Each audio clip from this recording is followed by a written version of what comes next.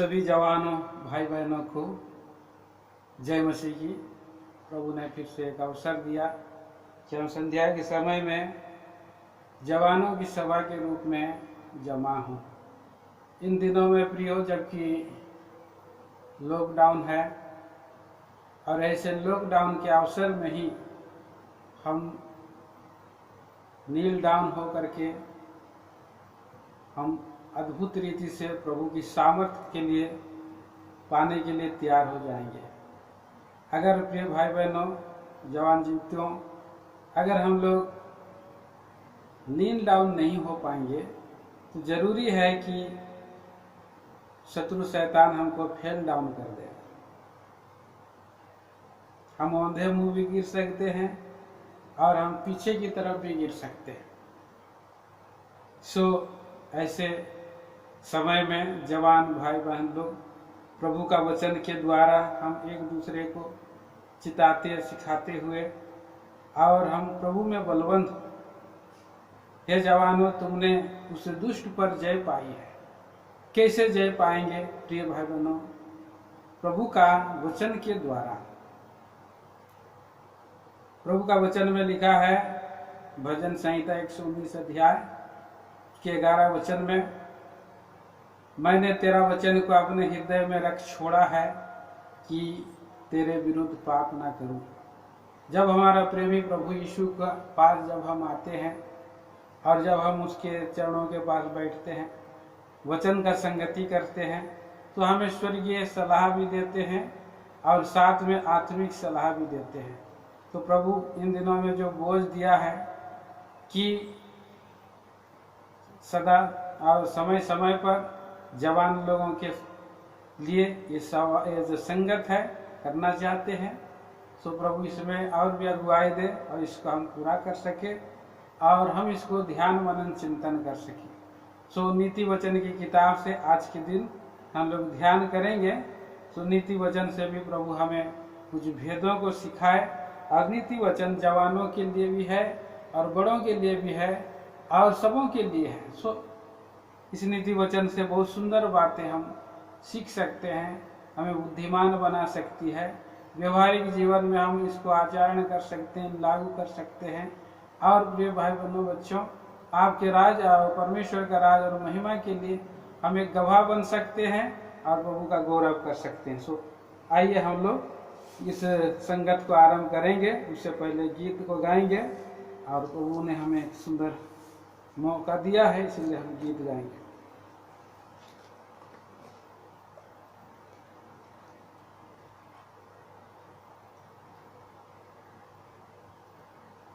दिल ले ले प्यारे यीशु, तूने इसको बनाया है। गीत संख्या 381। आप अपने बाइबल को और गाने की किताब को और नोटबुक को आप जरूर अपने पास रखें और जब हम इन गीतों को गाएंगे और जब कोई वचन पढ़ेंगे और इसको हम ध्यान करेंगे तो आप लिख भी सकते हैं, जिससे हम अपने प्रभु का वचन को हृदय की गहराई से हम छुपा सके। खंजरी लेकर के आइए थोड़ा, आइए हम लोग प्रभु का वचन को हम गीत को गाएंगे।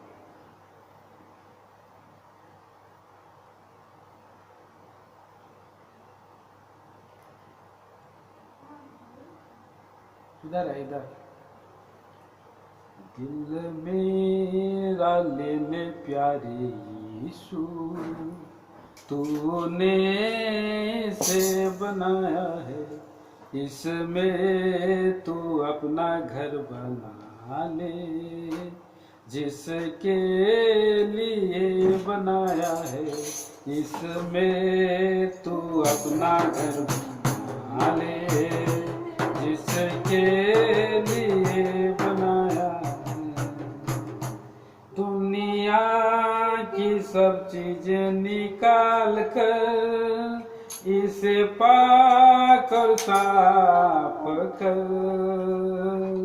दुनिया की सब चीजें निकाल कर इसे पाकर साफ कर गंदगी गुनाहों की धोकर, उस खून से जो बहाया गंदगी गुनाहों की धोकर, उस खून से जो बहाया मेरा ले ले प्यारे यीशु, तूने इसे है इसमें तू अपना घर बना ले, जिसके लिए बनाया है इसमें तू अपना घर बना ले, जिसके लिए बनाया। 381। बहुत साल मैं रहा तुझसे दूर, लापरवाही ने किया दूर, बहुत साल मैं रहा तुझसे दूर, लापरवाही ने किया दूर, अनुग्रह दया और प्रेम किया से धीरज धर मुझे दिखाया है, अनुग्रह दया और प्रेम किया से धीरज धर मुझे दिखाया है, मेरा ले ले प्यारे यीशु, तूने इसे बनाया है, इसमें तू अपना घर बना ले, जिसके लिए बनाया है, इसमें तू अपना घर बना ले, जिसके लिए बनाया है। जब ध्यान से पढ़ता हूँ वचन, जो राजकुमार प्रभु ही का है, जब ध्यान से पढ़ता हूँ वचन, जो राजकुमार प्रभु ही का है, मार्ग सत्य जीवन आनंद विश्वास आशा उसने पाई है, मार्ग सत्य जीवन आनंद विश्वास आशा उसने बड़ा है, दिल मेरा ले ले प्यारे यीशु, तूने इसे बनाया है, इसमें तू अपना घर बना ले, जिसके लिए बनाया है, इसमें तू अपना घर बना ले, जिसके लिए बनाया है। पवित्र आत्मा का हो भवन, जीवन की भरपूरी से, पवित्र आत्मा का हो भवन, जीवन की भरपूरी से, हर वक्त हर जगह गवाही जैसा उसने दिखाया है, हर वक्त हर जगह गवाही जैसा उसने दिखाया है, दिल मेरा मेरे प्यारे यीशु, तूने इसे बनाया है, इसमें अपना घर बना ले, जिसके लिए बनाया है, इसमें तू अपना घर बना ले, जिसके लिए बनाया है।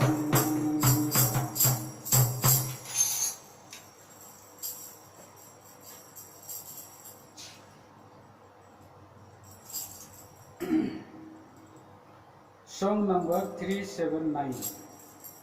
दयालु यीशु पापी का आश्रय, द्रोही हूँ मुझ पर दया तू कर।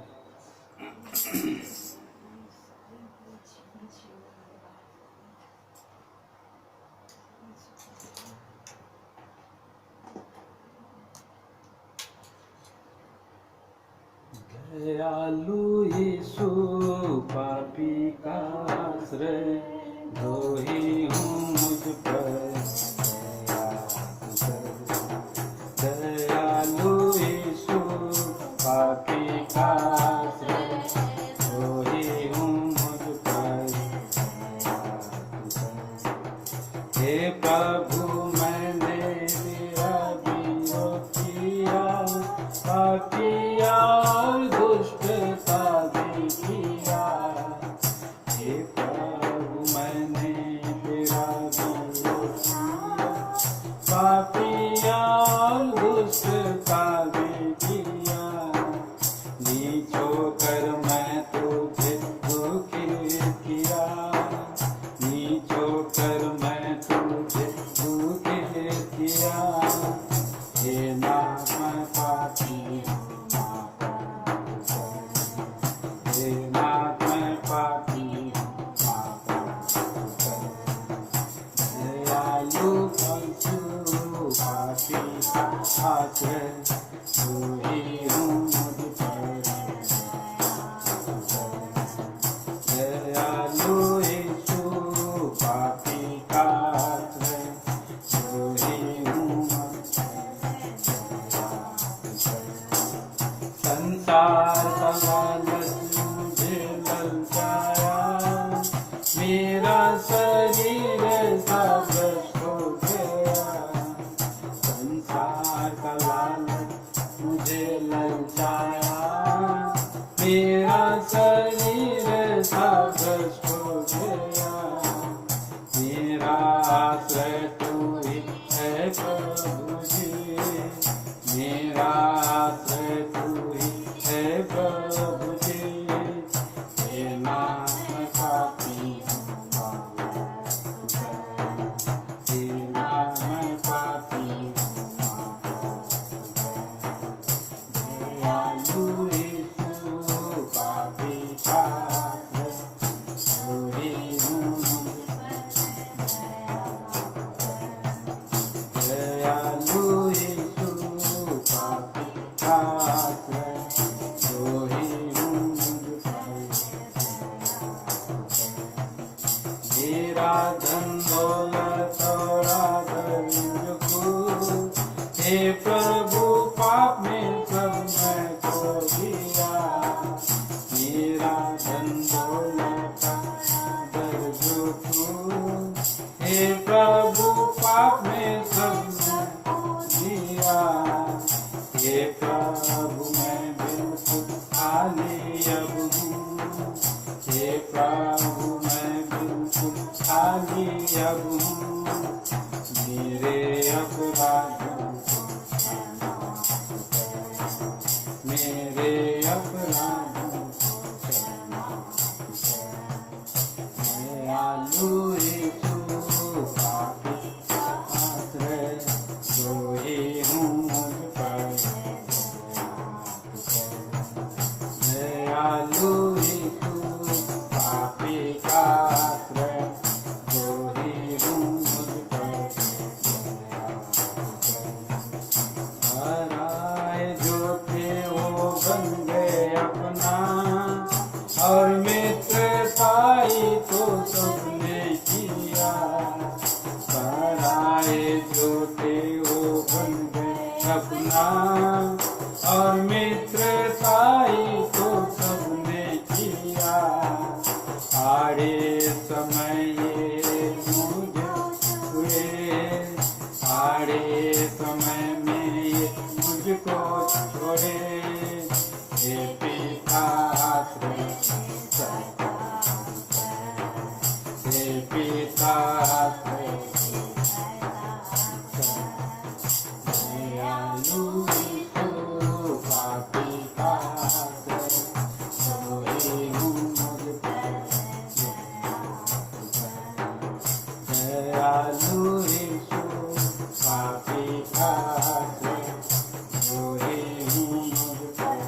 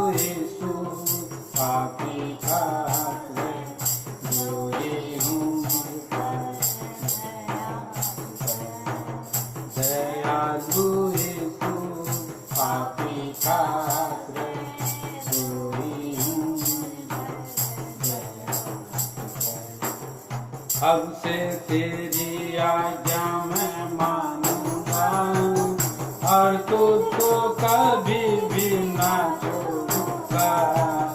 अब से तेरी आज्ञा मैं मानूंगा और तुझको कभी भी ना छोड़ूंगा।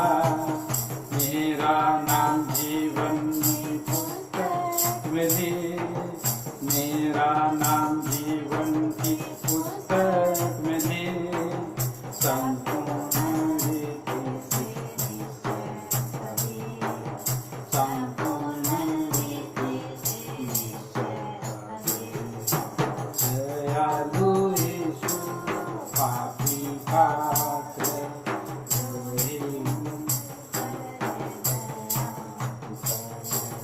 दयालु यीशु पापी पात्र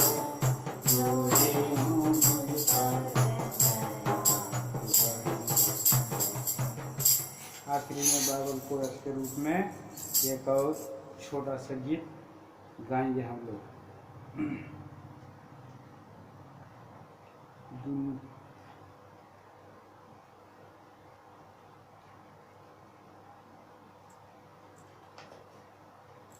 672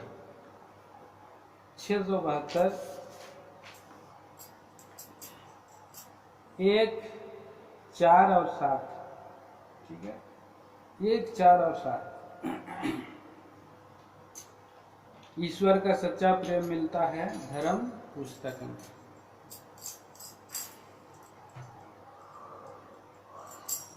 ईश्वर का सच्चा प्रेम मिलता है धर्म पुस्तक।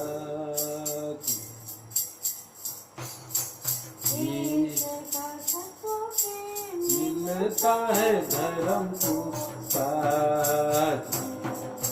पढ़ो पढ़ो भाई, ढूंढो ढूंढो भाई, मिलता है अनंत जीवन। पढ़ो पढ़ो भाई, ढूंढो ढूंढो भाई, मिलता है अनंत जीवन।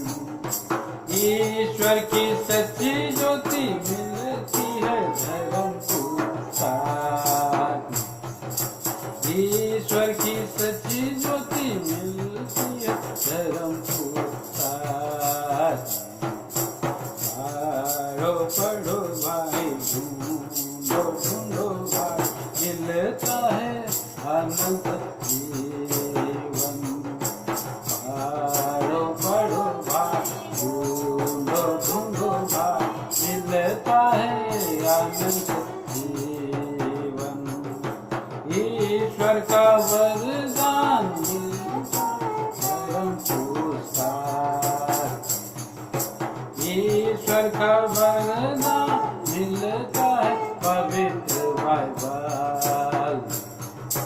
पढ़ो पढ़ो भाई, ढूंढो ढूंढो भाई, मिलता है अनंत जीवन। पढ़ो पढ़ो भाई, ढूंढो ढूंढो भाई, मिलता है अनंत जीवन।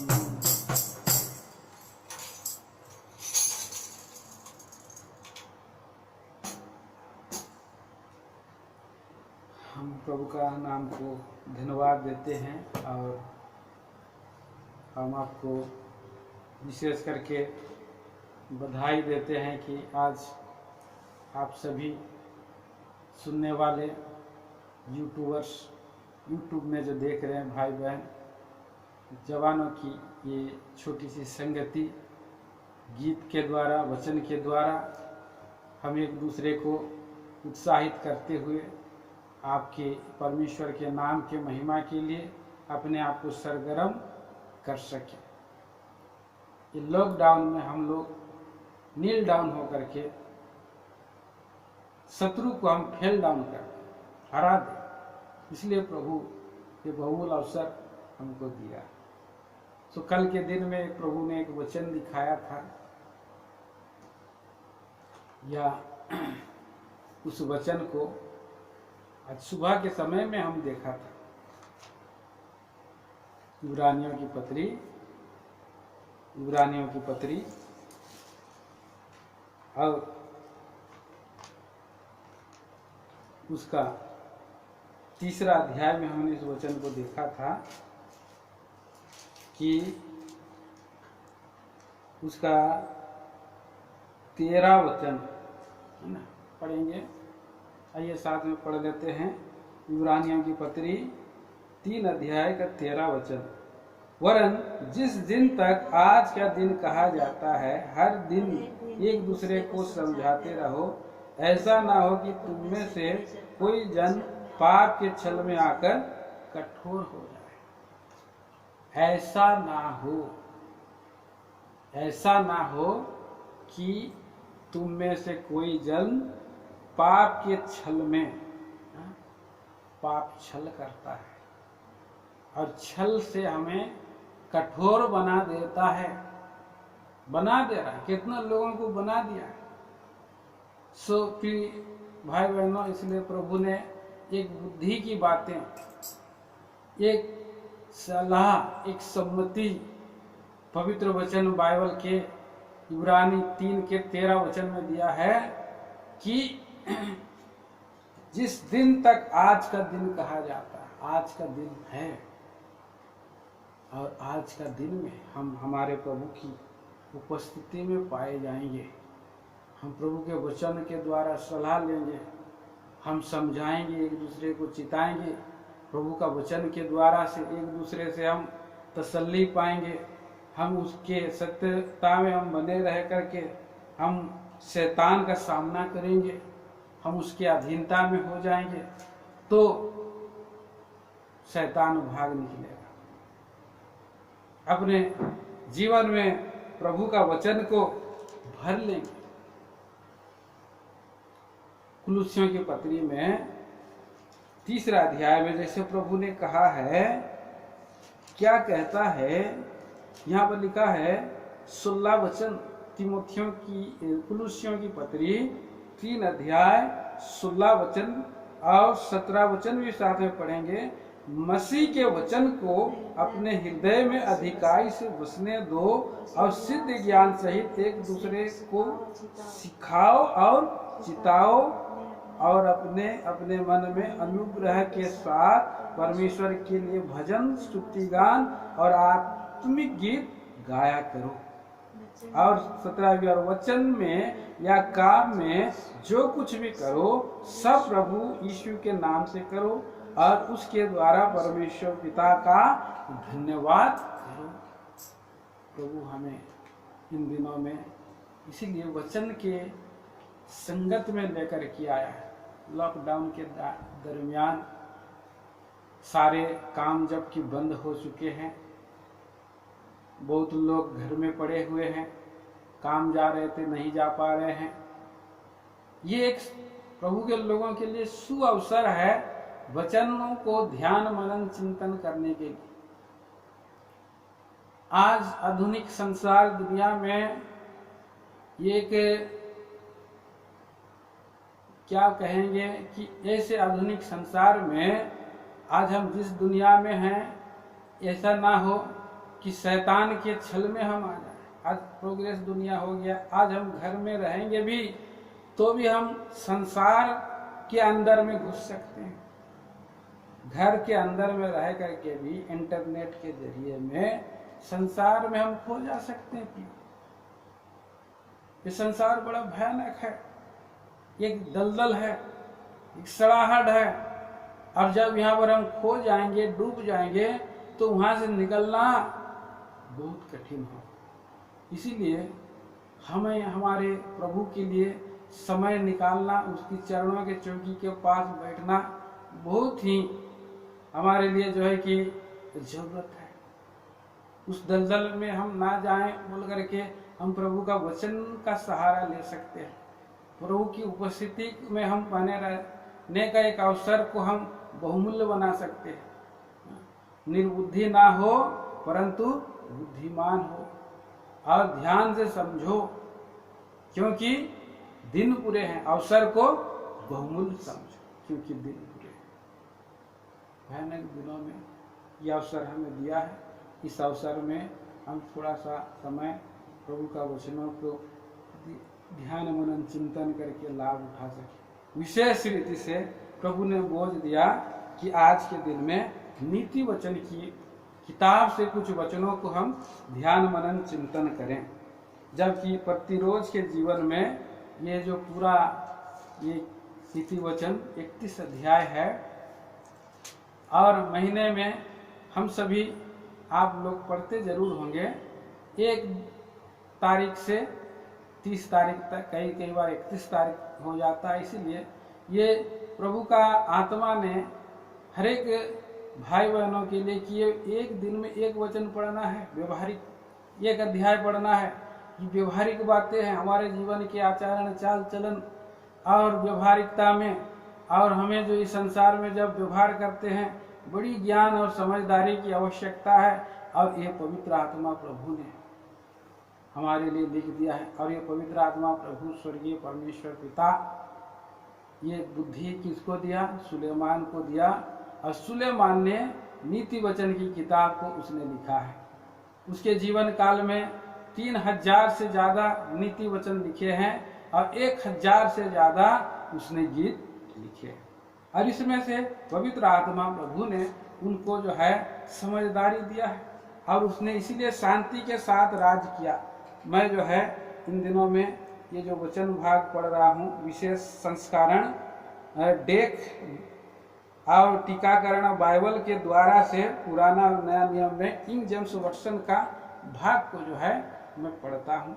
और प्रभु मुझको अनुग्रह दिए कि मैं आपको इन बातों को जैसा प्रभु का आत्मा और सिखा सके, बता सके, और उसको हम आत्मिक लाभ के लिए हम उसको ध्यान करेंगे। आज कितना तारीख है बच्चों, भाई बहनों? 26 तारीख है।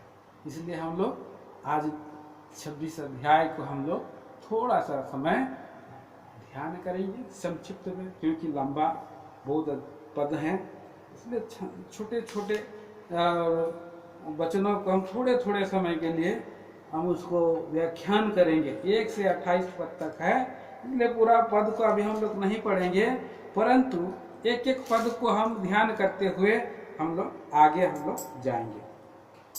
पहला वचन हम लोग सभी साथ में मिलकर के पढ़ते हैं। नीति वचन 26 अध्याय पहला वचन, जैसा धूप काल में हिम गिरना और जैसे कटनी के समय बर्फ का होना, वैसे ही मूर्खों की महिमा भी ठीक नहीं होती। 3 असामान्य बातें हैं। क्या क्या है बोलिए बच्चों? धूप काल में हिम का पड़ना, कटनी में वर्षा का होना, और मूर्खों की महिमा। 3 बात ठीक नहीं है, 3 बात अच्छी नहीं है। इसको हम सांसारिक तौर पर संसार के लोग बोलते हैं, क्या बोलते हैं? अब शकुन भी बोलते हैं, गलत भी बोलते हैं, क्या क्या है, हा? क्योंकि धूप काल में हिम का गिरना, आज इन दिनों में आप सभी हम लोग जहाँ कहीं भी हैं, सो हम लोग कल परसों के दिन में शाम के समय में और सुबह के समय में हिम ओले पत्थर गिर रहे, ओले पत्थर गिर रहे हैं कि नहीं गिर रहे हैं? और अंतिम दिन है क्यों? ये कठिन दिन है, ये अच्छी बात नहीं है हिम का गिरना। जिस वर्ष हिम गिरता है आदमी को क्या हो जाता है बोलिए? सर्दी खांसी होता है कि नहीं? सर्दी खांसी होता है, बुखार होता है? और आज तो ऐसा महाप्रकोप चला हुआ है, महाअकाल चला हुआ है पूरा विश्व में। अभी तक करीब 30 लाख लोग मेरे अंदाज में इस महामारी के चपेट में आ चुके हैं। ऊपर से ये बर्फ गिर रहा है, बाढ़ ऐसे गिर रहा है, बारिश हो रही है और गिर रही है। कितना इसमें लोगों का गला खरखसा रहा है, नाक में सर्दी जुकाम हो रहा है, ये कठिन दिन है। मतलब प्रभु भी कह रहा है कि ये सब जो है उल्टा पुल्टा हो रहा है। कितना अच्छा होता कि हिम जब गिरना है उसी समय में गिरना चाहिए, या वर्षा जिस समय होना है उस समय होना चाहिए। कटनी के समय में वर्षा होने के क्या फायदा होगा? अगर हिम अगर गर्मी में गिरेगा तो गर्मी में जो पेड़ जो फूल निकला है, गर्मी के फलों का फूल, वो सब तो पूरा झड़ जाएगा। आम का फल हो गया और कुछ का फल हो गया, उसमें जो है उन्नति के जगह में कितनी हानि हो रही है।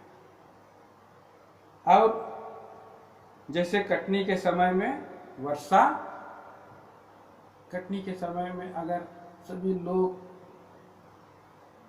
बो दिए और उसके बाद उसको जो है कि एक रुआ कर दिए हैं, बढ़ गया, पक गया, अभी काट रहे हैं, काटते समय में अगर बारिश गिरेगा तो बारिश गिरने से क्या होगा? पूरा अन्न सड़ जाएगा, खराब हो जाएगा। तीसरा, मूर्ख को भी महिमा नहीं देना है। मूर्ख कौन है? सबसे पहली बात है, मूर्ख कौन है? हम तो सब तो कहते हैं कि नहीं, मैं मूर्ख नहीं हूँ। मूर्ख कौन है? बाइबल में कुछ वचन को लिखते हैं, जो जानबूझते हुए गलती करता है उसको लोग मूढ़ कहते हैं। मूढ़ कहते हैं जानबूझ करके ढिठाई गलती करता है उसको मूर्ख कहते हैं।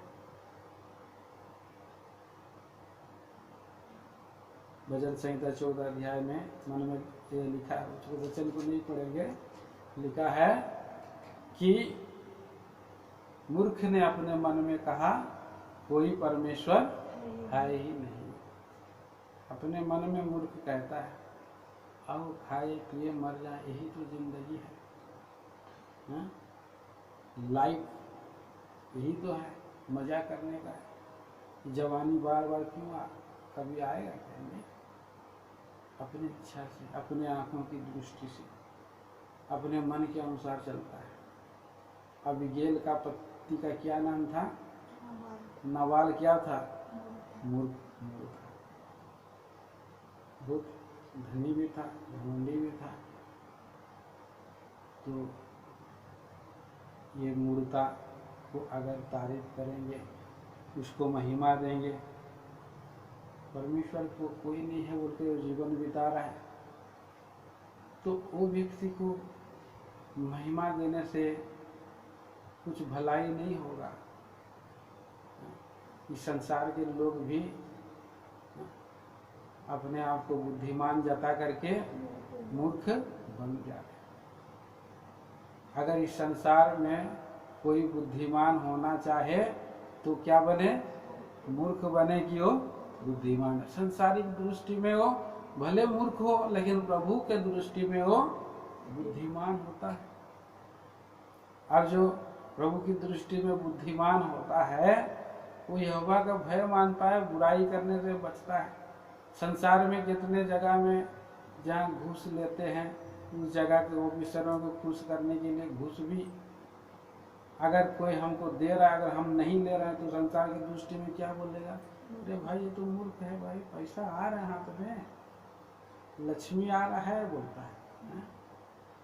इतना मूर्ख आदमी है, ढिठाई में बना हुआ है। संसार की दृष्टि में हम लोग मूर्ख बन सकते हैं, लेकिन हम लोग प्रभु की दृष्टि में क्या हो सकते हैं? प्योर ज्ञानवान हो सकते हैं। संसार की दृष्टि में एक हिसाब से दानियल मूर्ख हो सकता है, क्योंकि दानियल ने राजा का उत्तम भोजन खाना उसने इनकार कर दिया, तो लोग क्या सोचते होंगे? ये तो मूर्ख है, ये तो समझदार नहीं है, ये कैसे व्यक्ति है भाई। लेकिन कुछ दिन के बाद पता चला कि दानियल सबसे ज्यादा बुद्धिमान हो गया, उसका चेहरा चमक गया। जितने ज्योतिषी तंत्री संतरी से उसके 100 गुना 10 गुना क्या हो गया? बुद्धिमान। कितना सुंदर बात है। तो इसीलिए मूर्खता, मूढ़ को हमको महिमा नहीं देना है। दूसरा पद हम लोग पढ़ेंगे, जैसा गोरैया घूमते घूमते और सुपवेली उड़ते उड़ते नहीं बैठती, वैसे ही व्यर्थ साप नहीं पड़ता। पाया ना गए साप रहित, साप हानि रहित। साप हानि रहित नहीं रहा। जैसे गोरैया पक्षी और सुपवेनी घूमते घूमते उड़ते उड़ते नहीं। गोरैया पक्षी घर में ही वो राउंड मारती है, घूमते रहती है, थोड़ा देर घूमती है, फिर वो बैठ जाती है। और सुपवेनी दूर दूर जगह में हो जाती है, दूर दूर जगह में वो और जा करके और फिर क्या करता है, मंडराती है। परंतु फिर वो उसका मंडराना और घूमना क्या हो जाता है, समाप्त हो जाता है, बंद हो जाता है। थक जाती है तो बैठ जाती है। इसी रीति से यह भी एक मनुष्य को अगर कोई व्यक्ति, निर्दोष व्यक्ति के विरुद्ध कोई आदमी श्राप अगर दे रहा है तो उसका श्राप प्रभावशाली नहीं हो, उसका श्राप लगेगा नहीं। उसको व्यर्थ में वो श्राप दे रहा है ना, तो क्यों लगेगा व्यर्थ में। आपको अगर व्यर्थ में कोई श्राप देगा तो आप उसका श्राप आपको नहीं लगेगा। पवित्र शास्त्र बाइबल में 3 उदाहरण हैं जिसके द्वारा से मनुष्य ने अच्छे लोगों को, निर्दोष लोगों को व्यर्थ में श्राप दिया। पहला हम देखते हैं नहम्याह की किताब और उसका 13 अध्याय का 2 वचन। नहम्याह की किताब 13 अध्याय 2 वचन कोई पढ़ दीजिए। क्योंकि उन्होंने अन्न लेकर इस्राएलियों से भेंट नहीं की, पर बिलाम को उन्हें शाप देने के लिए दक्षिणा देकर बुलवाया था, तो भी हमारे परमेश्वर ने उस श्राप को आशीष में बदल दिया। श्राप को क्या में बदल दिया? बिलाम ने व्यर्थ में श्राप देना चाह रहा था, उन लोगों का कुछ दोष नहीं था, फिर वो श्राप लगा क्या? नहीं लगा। उसके बदले क्या हो गया? आशीष में। प्रभु कुछ समय के लिए थोड़ा बहुत आपको सतावट माने दुख आ सकता है, क्लेश आ सकता है, लेकिन आप निर्दोष हैं तो प्रिय भाई बहनों आपको श्राप लगेगा नहीं। दूसरा, दाऊद के जीवन में हम देखते हैं, पहला शामुएल 17 अध्याय में, और गोलियत ने उस दाऊद को श्राप दिया था, श्राप उसको नहीं लगा। पढ़िए पहला शामुएल की किताब 17 अध्याय 43 चैप्टर 43 वर्ष। तब फरिश्ते ने दाऊद से कहा, क्या मैं कुत्ता हूँ? क्या मैं कुत्ता हूँ कि तू लाठी लेकर मेरे पास आता है? क्या लाठी लेकर मेरे पास आता है? और तब फरिश्ते अपने देवताओं के नाम लेकर दाऊद को कोसने लगा। दाऊद को श्राप देने लगा, कोसने लगा, कष्ट देने लगा, मारने, उसका देवताओं का नाम में उसको मारना चाह रहा था। लेकिन दाऊद सच्चा जीवित परमेश्वर का भक्त था। जो परमेश्वर का भक्त है, जो परमेश्वर यीशु मसीह को मानता है, उसको श्राप लगेगा नहीं। अगर श्राप लगा भी है तो यीशु मसीह ने क्या किया है? मेरा और आपका श्राप को अपने ऊपर में ले लिया है, क्योंकि जो काट पर लटकाया जाता है वो श्रापित है। और गलती 3:13 के अनुसार प्रभु यीशु मसीह हमारा श्राप को उठा चुका है। श्राप कोई धर्मी व्यक्ति देने से भी नहीं लगेगा, कोई दुष्ट व्यक्ति देने से भी नहीं लगेगा। तीसरा सिम्मी के बारे में एक और उदाहरण देखते हैं। दूसरा शामुएल 16 अध्याय और 5 से 12 वचन तक हम देखते हैं कि सिम्मी जो है, और देखा कि दाऊद अभी उस संकट के समय में है और वो अपने लोगों को लेकर के जैतून के पहाड़ से आगे की ओर बढ़ता हुआ चला जा रहा है, और वहाँ सिम्मी साउल का रिश्तेदार निकला और कोसता हुआ जा रहा। पढ़िए 5 वचन। जब दाऊद राजा बहुरीम तक पहुंचा, तब शाऊल का एक कुटुंबी वहां से निकला।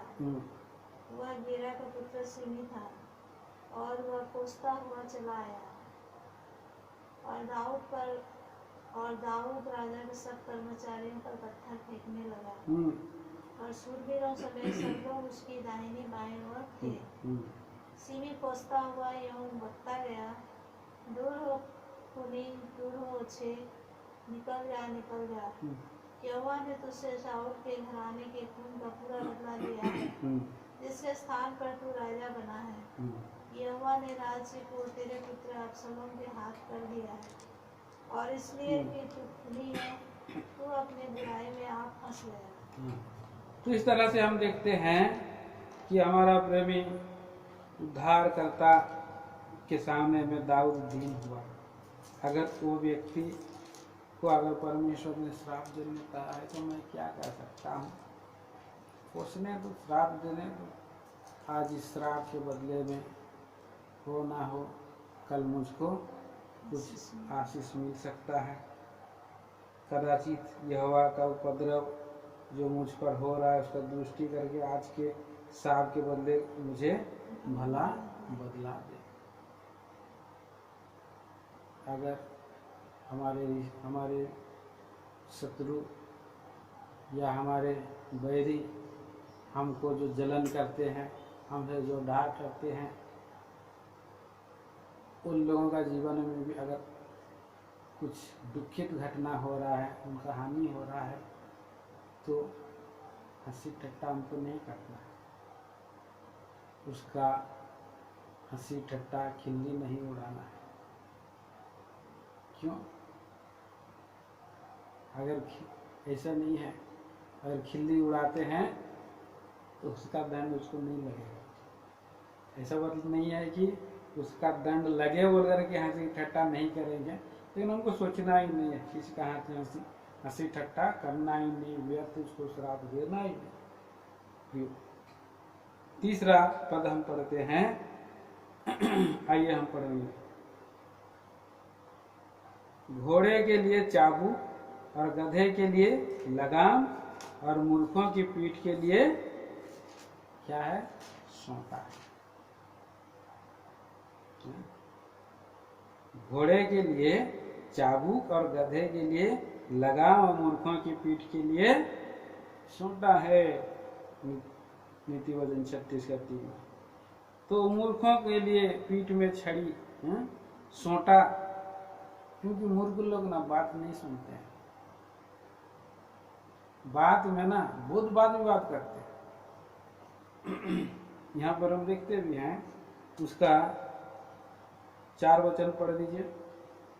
मूर्ख को उसकी मूर्खता के अनुसार उत्तर ना देना, ऐसा ना हो कि तू भी उसके तुल्य ठहरे।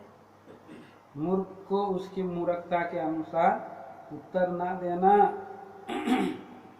तो मूर्ख लोग क्या करते हैं?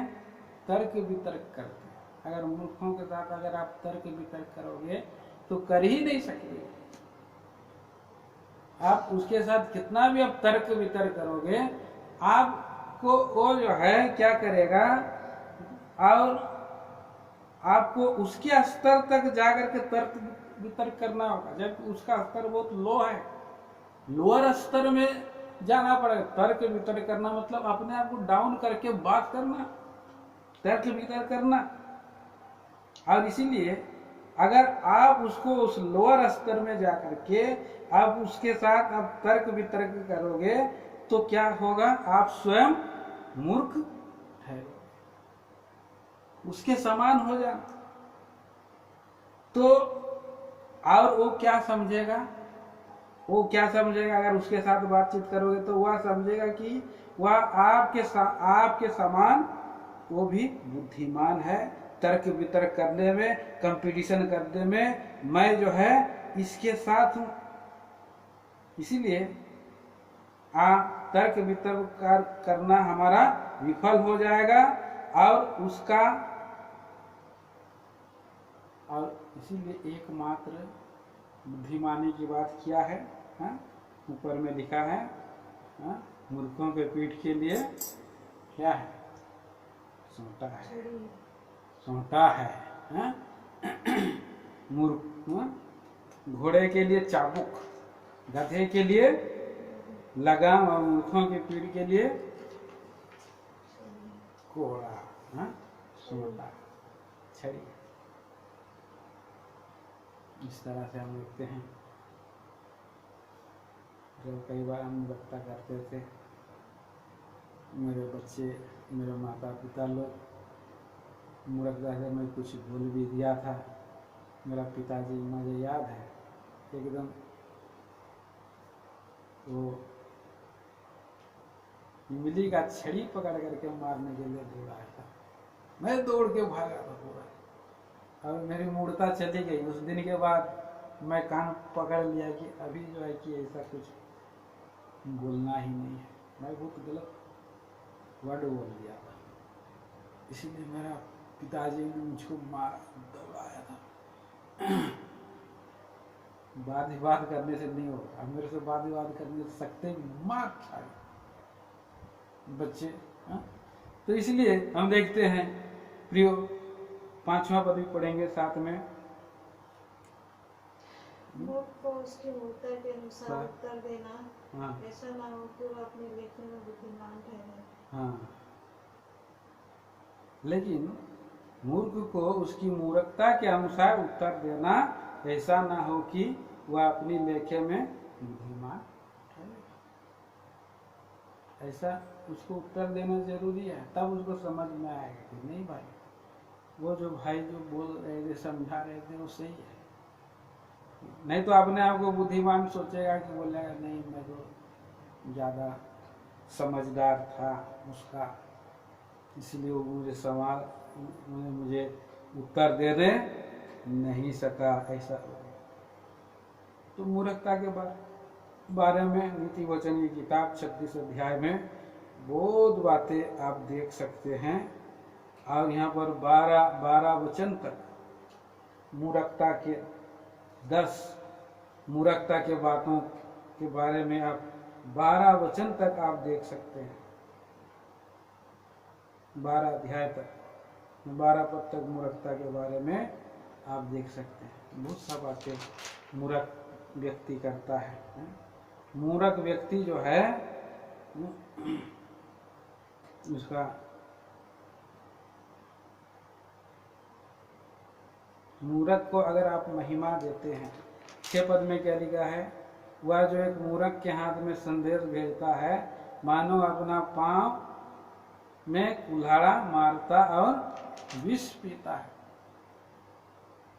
उसको मूर्ख व्यक्ति के हाथ से संदेशा देने से क्या होगा? कुछ उल्टा बोल देगा, जवाब नहीं दे सकता है। और लिखा है 8-7 वचन में, जैसे लंगड़े के पांव लड़खड़ाते वैसे ही मूर्खों के मुंह में नीति वचन होता है, दृष्टांत होता है। वो बोलने नहीं सकेगा। लंगड़ा आदमी का एक पांव सीधा रहता है और एक पांव छोटा रहता है, इसलिए भी वो बात करने से उसको अगर दृष्टांत से किसी को समझाना होगा, ऐसा बात आप उसको और संदेश में दे देंगे तो आप संदेश का उलट पुलट कर देगा और गड़बड़ हो जाएगा। तो बुद्धिमान व्यक्ति नहीं है, तो भले आप ना दे सक रहे हो मत दो, लेकिन मूर्खों को भेजना नहीं है।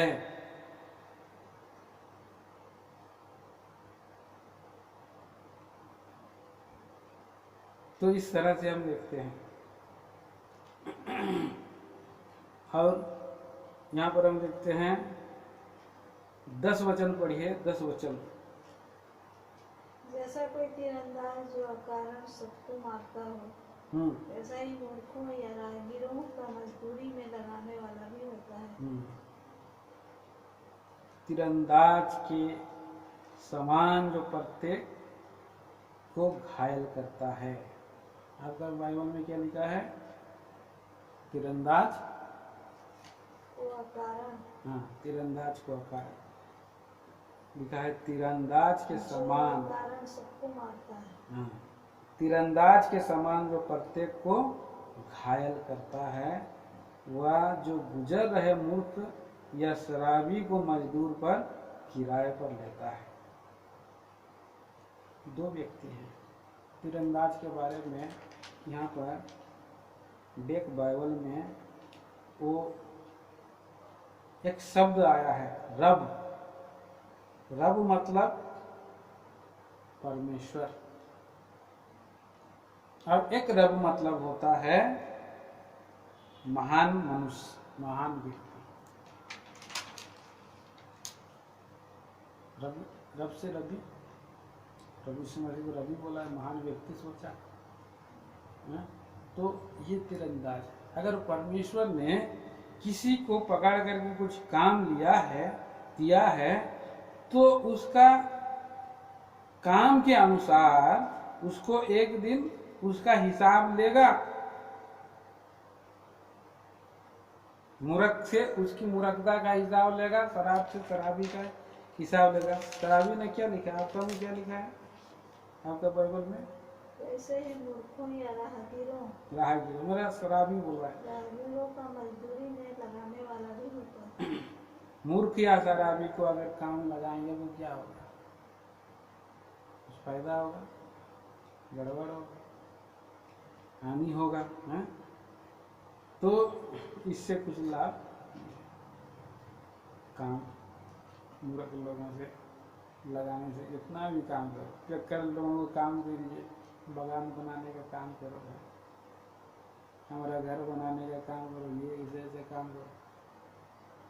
उससे तो अच्छा है दूसरे लोग आ करते उनको पूरा जो है कारीगरों को घर का काम दे देते और उसका सब प्लान के अनुसार बना देता। ऐसा हम सोचे बेकार हम इसको काम में ले दें, नहीं हानि कर देगा। और एक वचन हम पढ़ते हैं, 10 पद पढ़िए, 11 वचन पढ़िए, 11 वचन। जैसे कुत्ता अपनी छांट को चाटता है, वैसे ही मूर्ख अपनी मूर्खता को दोहराता है। कुत्ता अपने छांट को चाटता है, कुत्ता अपना छांट को चाटता है। ये वचन बाइबल में दूसरा पतरस की किताब 2 अध्याय का 22 वचन में लिखा है। वहाँ पर हम देखते हैं, पढ़ लीजिए दूसरा पतरस 2 अध्याय 22 वचन में क्या लिखा है। उन पर यह कहावत फिर बैठती है कि कुत्ता अपनी छांट की ओर नहलाई में स्वर्ण कीचड़ में लौटने के लिए फिर चली जाती है।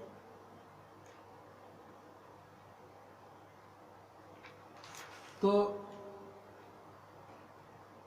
जो कुछ भी हो, कुत्ता जो खा लेता है और फिर खा करके अपने जगह में गिरा जाता है, फिर चले जाता है, फिर भूख लगता है, उसी को आकर के वो बमन सब क्या करता है, खाता है, उसको वापस अपना छांट में चले जाता है। मतलब के बारे में हम देखते हैं कि प्रभु यीशु मसीह का उसने इनकार किया।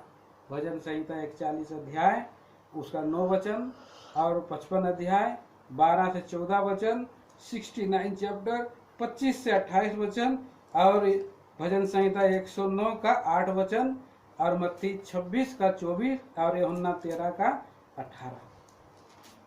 ये जो है यहूदा का बैकस्लाइड, कुत्ता जैसे अपने छांट की ओर जाता है, इसी तरह से इनका जीवन है।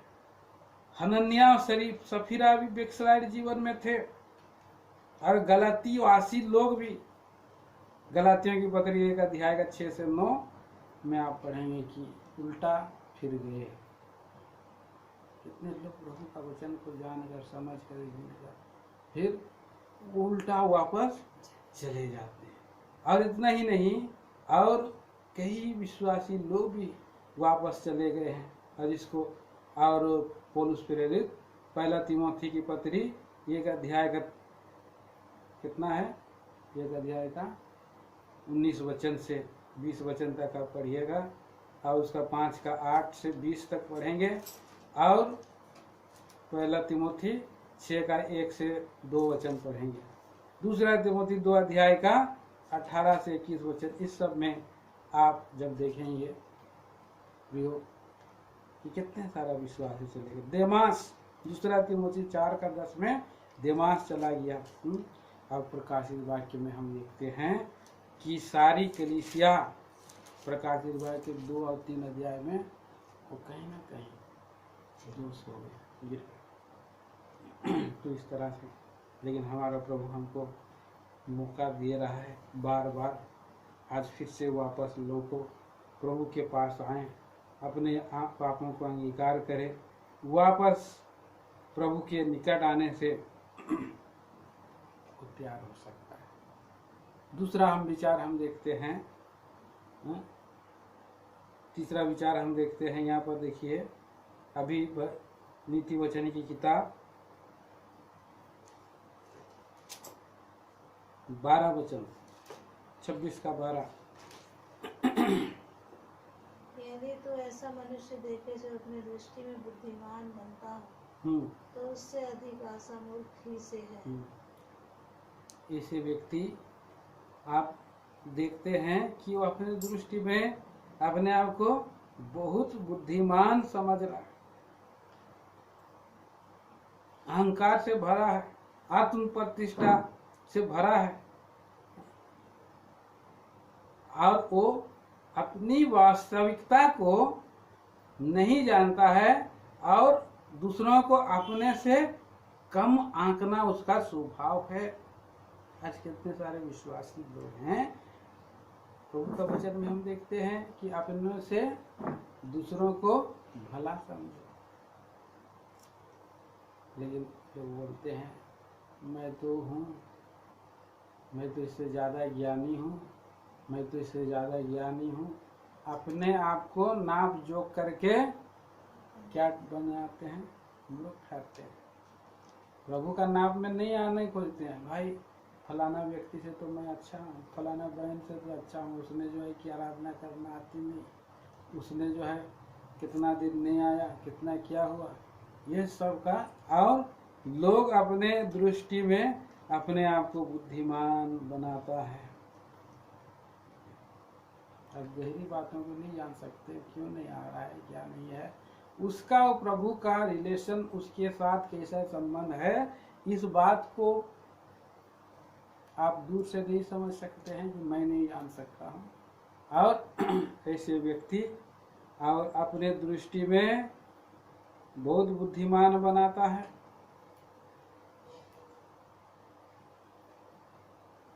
और एक किसने बोला कि फलाना जैसा मैं नहीं हूँ, मैं तो सप्ताह में 2 बार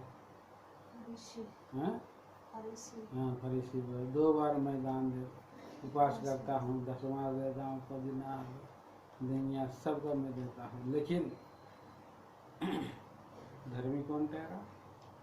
इसने अपने आप को मूर्ख बनाया, पापी ठहरा।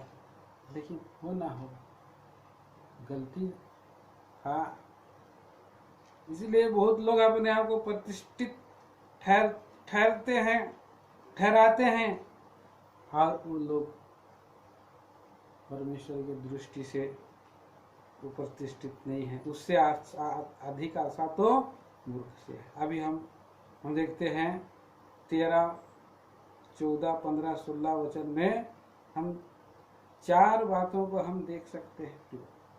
यहाँ पर 4 बातें 13 से 16 तक 4 बातें हैं आलसी मनुष्य के बारे में। इसकी 4 विशेषताएं हैं। आलसी मनुष्य क्या बोलता है? मार्ग में सिंह है, चौक में चोरा है। जिस किसी को आप भेजेंगे, आलसी को भेजेंगे तो मार्ग में सिंह है भाई, नहीं आएंगे। चौक में सिंह है, उसको अगर किसी काम के लिए भेजेंगे तो ऐसा लगेगा। आइए हम उस पद को पढ़ते हैं। 22 का 23 पढ़िए। 13 का 22 का 13 नीति वचन 22 का 13 पढ़िए। आलसी कहता है बाहर तो सिंह होगा। हाँ, मैं चौक के बीच घात किया जाऊंगा। ऐसा कहता है। अब मैं जाऊंगा भाई, नहीं जाऊंगा बोलता है। हाँ? और दूसरा 14 वचन में लिखा है, जैसा किवाड़ अपने चूल पर घूमता है वैसे ही आलसी अपने पलंग पर करवट लेता है। जैसे द्वार अपने चूल पर स्थिर रहता है और किसी और स्थान पर कभी नहीं जाता, वैसा ही आलसी मनुष्य भी कभी भी जीवन में उपयोगी स्थान को जाने के लिए, भरने के लिए अगर आप उसको भेजेंगे भी नहीं जाएगा। भाई मैं यही ठीक हूँ, मैं यही कंफर्ट हूँ, यही ठीक हूँ। अच्छा जगह में अब भेजने से भी नहीं जाएगा। भाई जाओ थोड़ा बाहर है, सोशल मीटिंग मिलजुल करके आओ, भाई लोगों से संगति करो, उठो बैठो कुछ करो। नहीं भाई मैं यही ठीक हूँ, बस यही ठीक हूँ बोलेगा। और प्रोग्रेस काम के लिए भी नहीं जाना चाहता है। इसका तुलना आप कर सकते हैं नीति वचन 6 का 10 में, है? और 24 का 33 भी पढ़िए उसका, नहीं तो 24 नीति वचन 6 का 10 पढ़ दीजिए। चौक सो लेना, थोड़ी सी नींद, एक और झपकी, थोड़ा और छाती पर हाथ रखे लेटे रहना। तब तेरा कंगाल कंगाल के लुटेरे के समान और तेरी घटी हथियार बंद के समान आ पड़ेगी। तो अपने जगह में ही वो करवट बदलने वाला व्यक्ति है, छाती पर हाथ रख के लेटे। और 15 वचन में आलसी अपना हाथ थाली में डालता है परंतु आलस्य के कारण कौन मुंह तक नहीं उठा सकता। कितना दुखद बात है। आलसी कितना, कोई तो बचपन में मैं सुना था, मेरा पिताजी कह रहे थे, ये आलसी व्यक्ति जो है पेड़ का फल ऊपर में है, हाथ ऐसा पहुंचाने से पहुंच जाएगा, लेकिन वो ऐसा आदमी नीचे सोया है, वो आम उसका मुंह में गिरेगा जैसा, हाथ में पहुंचा करके लेकर तोड़ सकता है बोला। तो आपकी आलसी, इतना आदमी आलसी है, इतना आलसी आदमी ऐसा। लेकिन जो उसका उल्टा जो क्या करता है, काम काजी लोगों को अनमोल वस्तु मिलता है, लिखा है। पढ़िए नीति वचन 12 का 27, नीति वचन की किताब 12 का 27।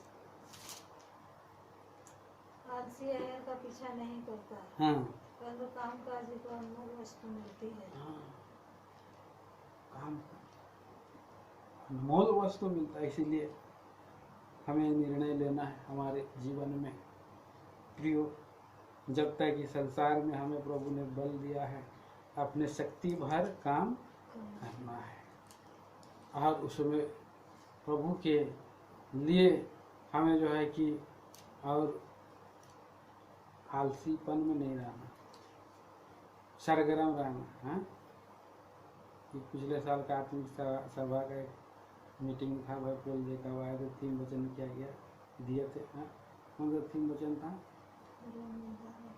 12 का 12 में क्या लिखा है?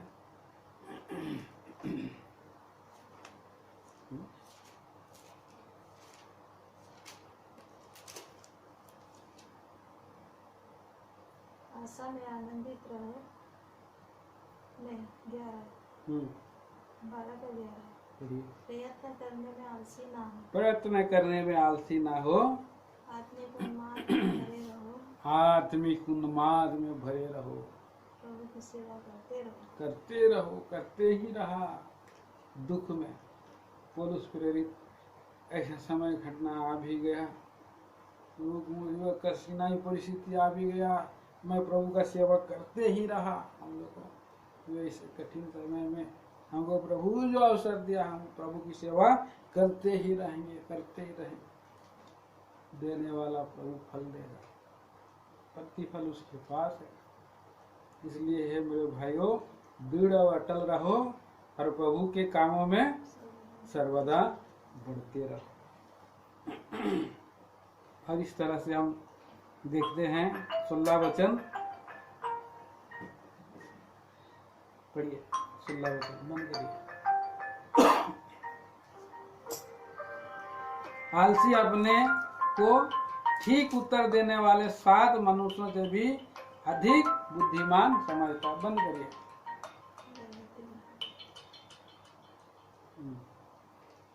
तो आलसी मनुष्य लोग अपने आप को बहुत ज्ञानी समझते हैं।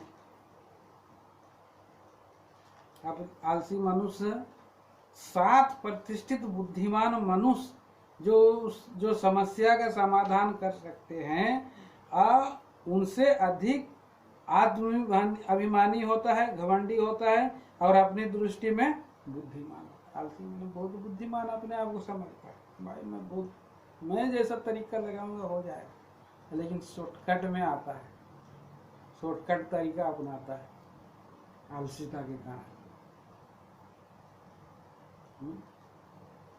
शॉर्टकट शैतान का काम है, गिरा देगा वो। इसीलिए 17 वचन से आगे अब पढ़ेंगे तो उसका 17 से 21 तक वहाँ पर एक बुरा अभ्यास भी है। किसी का लड़ाई में दखल अंदाज करना क्या है? कुत्ते को कान पकड़ करके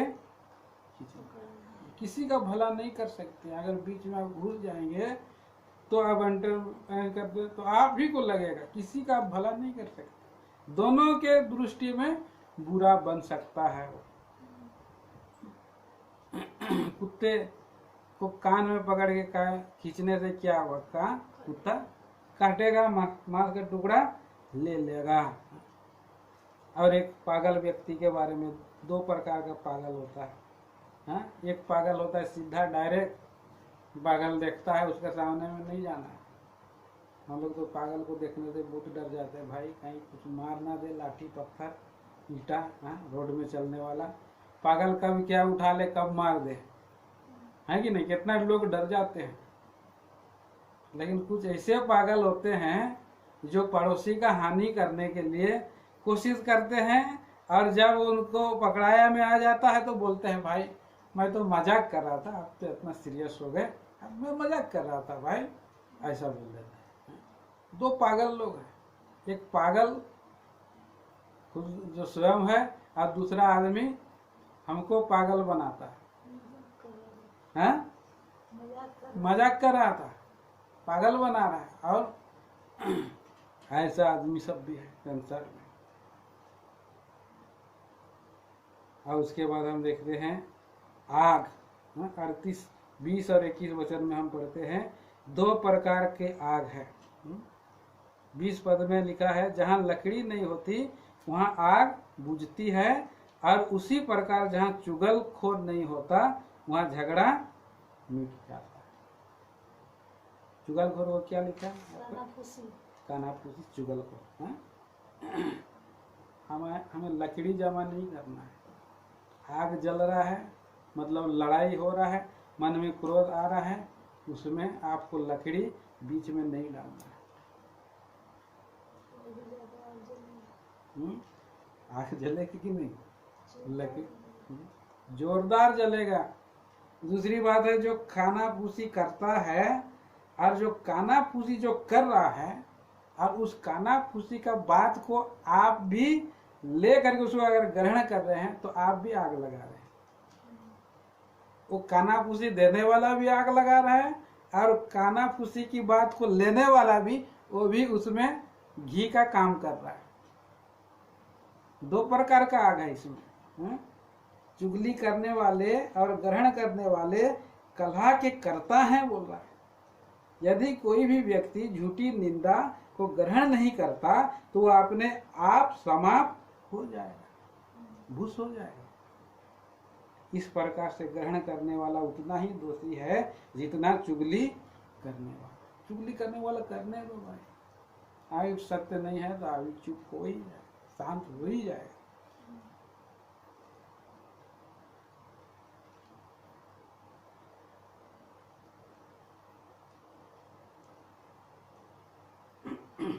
आखिरी में हम देखते हैं, यहाँ पर लिखा है 23 और 24 पढ़िए। 2324। जैसा कोई चांदी का पानी चढ़ाया हुआ मिट्टी का बर्तन है, ऐसे ही बुरे मन वाले के प्रेम भरे वचन होते हैं। जो बैरी बात से तो अपने को भोला बनाता है, परंतु अपने भीतर छल रखता है। तो इस तरह से बाहर से लोग मिट्टी का बर्तन है लेकिन चांदी चढ़ा है, चांदी ऊपर से गिरेगा तो गिर जाएगा।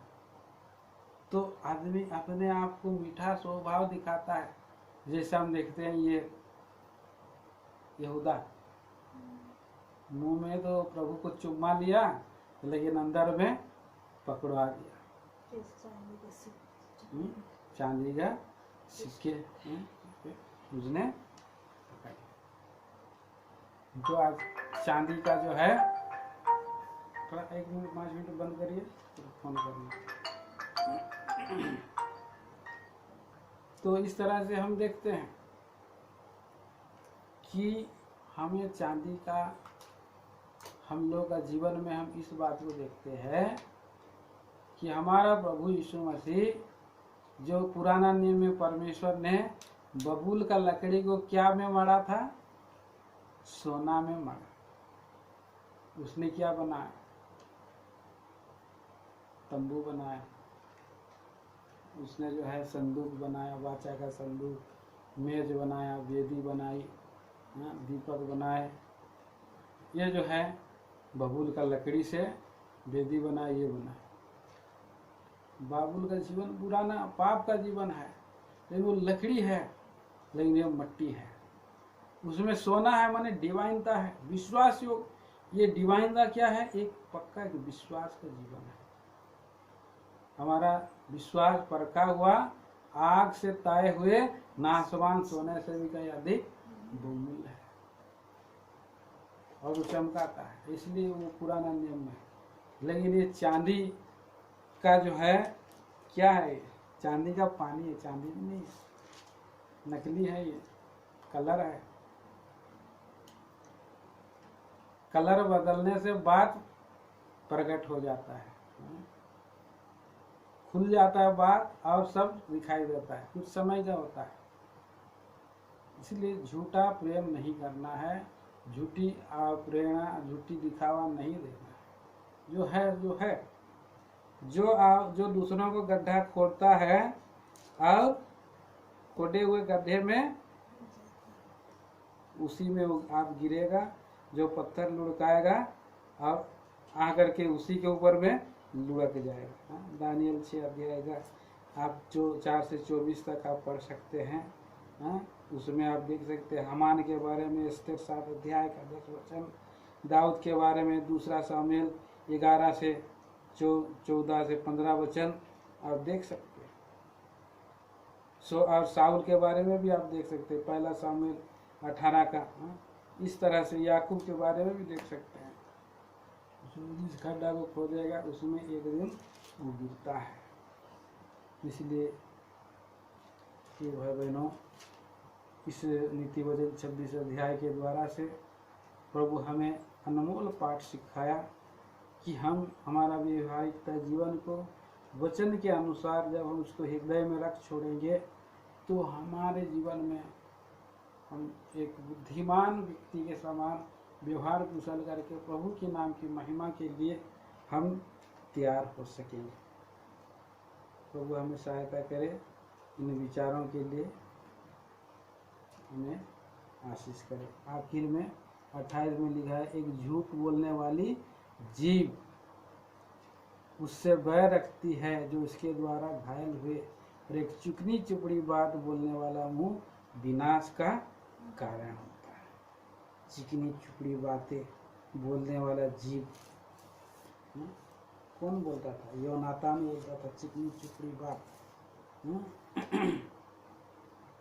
तो और भी कितने सारे लोग हैं झूठ बोलने वाला, चिकनी चुपड़ी बात करके कुछ समय के लिए पलट भी देगा, लेकिन आखिरी में उसका भेद खुल जाता है। प्रार्थना करेंगे।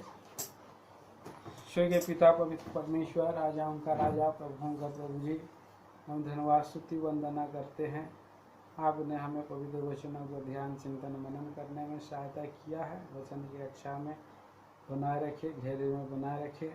प्रभु जी जवानों की सभा में आप हमको बहुत आशीष करें। आज के लिए और अनंत काल के लिए हमारी प्रार्थना है। दयालु प्रभु जी इन सारी वचनों को आपके हाथों में सौंप देते हैं। प्रार्थना लाते हैं मसीह यीशु के नाम में, आमीन। और प्रभु यीशु मसीह का अनुग्रह, परमेश्वर पिता का प्रेम, पवित्र आत्मा की सहभागिता आपसे लेकर सदा सर्वदा होती रहे, आमीन।